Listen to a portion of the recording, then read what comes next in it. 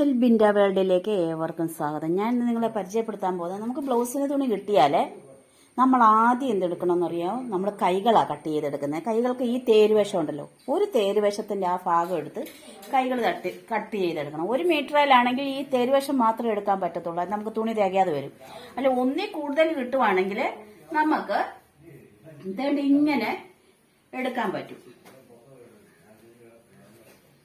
തേരുവശം അല്ലാത്തടം ഉണ്ടല്ലോ, ഇങ്ങനെ നീളത്തിലിട്ടിട്ട് നമുക്ക് എടുക്കാൻ പറ്റും. ഒന്നിൽ കൂടുതൽ 1.20 ചിലർ തരും. എന്നാൽ നമുക്ക് നല്ല ഭംഗിയായിട്ട് നമുക്ക് കട്ട് ചെയ്തെടുക്കാൻ പറ്റും. 1 മീറ്ററിലെ വണ്ണമുള്ളവരൊക്കെ 1 മീറ്റർ തന്നാലും ഒന്നും പറ്റാതെ വരും. കട്ടിങ്ങിലൊക്കെ പിന്നെ ചേർത്ത് വെക്കണം. അപ്പോൾ ഇത് 1 മീറ്ററേ ഉള്ളൂ. അപ്പോൾ എന്തെടുക്കണമെന്നറിയാം, നമ്മൾ ഈ തേര് ഭാഗം ഉണ്ടല്ലോ, ഈ ഭാഗം ഇട്ടാണ് കട്ട് ചെയ്യാൻ പോകുന്നത്. ഈ തേര് ഭാഗം 4ആയിട്ട് മടക്കി ഇട്ടിട്ട് നമ്മൾ ആദ്യം തന്നെ കൈകൾ ഇനി കട്ട് ചെയ്തെടുക്കും.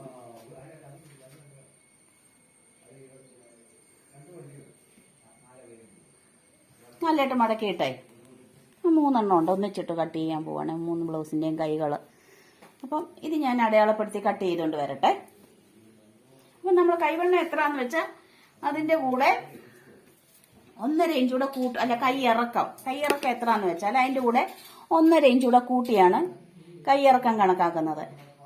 ഇപ്പം എനിക്ക് 8.5 മതി, ഞാൻ 10 എടുത്തു. 10 ഇവിടെ അടയാളപ്പെടുത്തി. ആ 10 തന്നെ ഇവിടെ അടയാളപ്പെടുത്തും.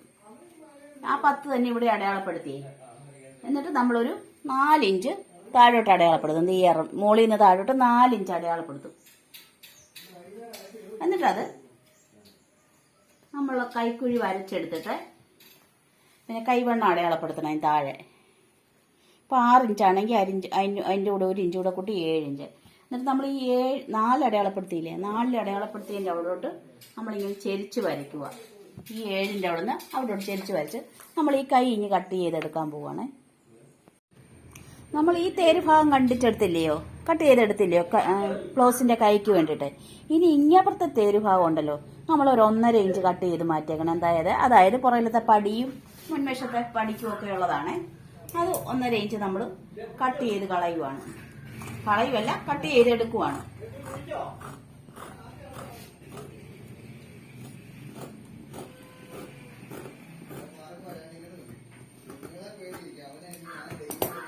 എടുത്തേ വേണ്ട. അപ്പം നമ്മൾ അത് രണ്ടും കട്ട് ചെയ്ത് ഇനി ബാക്കി വന്ന ബാലൻസിലാണ് നമ്മൾ ഇനിയും പുറം പീസ് കട്ട് ചെയ്യാൻ പോവുകയാണേ. അപ്പം പുറകിൽ എത്ര ഇറക്കം വേണോ അതിനേക്കാൾ 1 ഇഞ്ച് കൂട്ടിയെടുത്തേക്കണേ. നമ്മൾ ഈ പുറകിലത്തെ പീസും കട്ട് ചെയ്തേ. ഇനി ഇതിലെ ഒരു പീസ് എടുത്ത് ഈ ഫ്രണ്ട് പീസിൻ്റെ മുകൾപോട്ട് ഇടണം. എന്നിട്ട് അതിൻ്റെ മുൻവശം നമുക്ക് വെട്ടിയെടുക്കാൻ വേണ്ടിയിട്ടാണ്, ബ്ലൗസിൻ്റെ മുൻവശം കട്ട് ചെയ്യാൻ വേണ്ടിയിട്ടാണ്. നമുക്ക് ഇതിലൊരു പീസ് എടുത്ത് ഇതിൻ്റെ മുകൾപോട്ട് ഇട്ടിട്ട് ഇതിനേക്കാളും 1/2 ഇഞ്ച് വണ്ണം കൂട്ടിയെടുക്കണം. ഇറക്കം 1 ഇഞ്ചും കൂട്ടിക്കോ.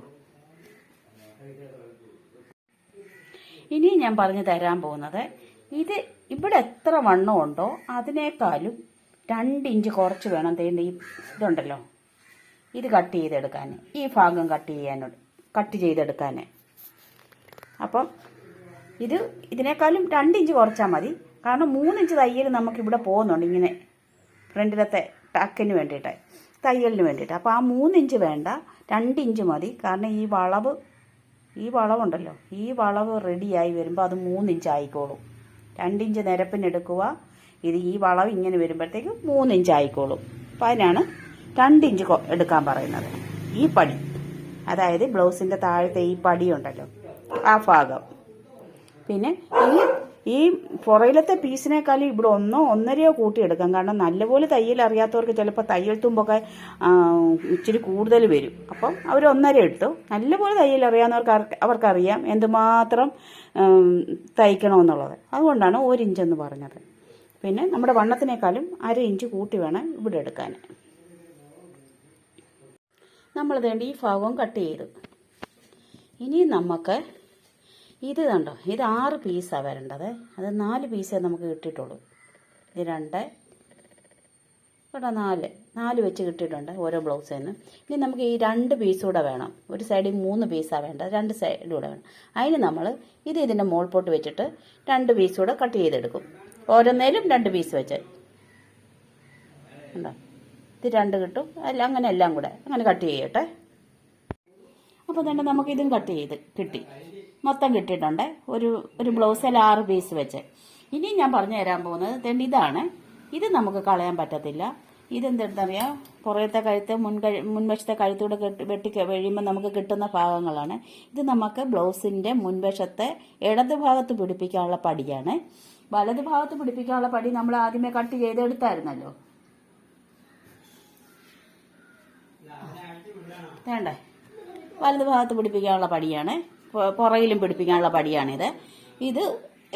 ഇത് നമുക്ക് ബ്ലൗസിൻ്റെ മുൻവശത്തെ ഇടത് ഭാഗത്ത് പിടിപ്പിക്കാനുള്ള, അതായത് ഹോള് വരിയാനുള്ളതാണ്. ഇനി നമുക്ക് കിട്ടിയിരിക്കുന്നത്, ആകപ്പാടെ കിട്ടിയിരിക്കുന്നത് ഇത്രയും തുണികളേ ഉള്ളൂ. ഇതേ വേണം നമുക്ക് പൈപ്പിങ്ങിനുള്ള തുണി കട്ട് ചെയ്തെടുക്കാൻ. അത് ക്രോസ് കട്ടിങ് കട്ട് ചെയ്തെടുക്കണം, എന്നാലേ ബ്ലൗസിന് ഭംഗിയാകത്തുള്ളൂ.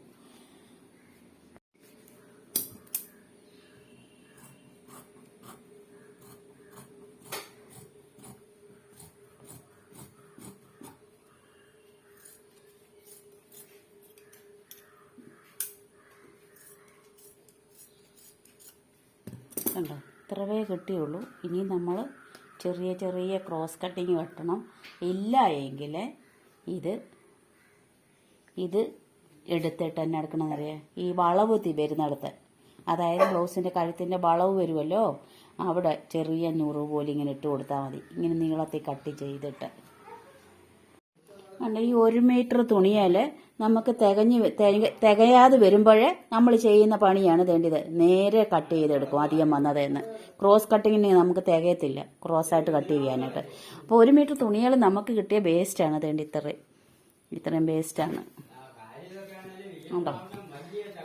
അപ്പോൾ എൻ്റെ വീഡിയോ കണ്ട എല്ലാവർക്കും നന്ദി, നമസ്കാരം. ഷെയർ ചെയ്യാനും സബ്സ്ക്രൈബ് ചെയ്യാനും മറക്കല്ലേ.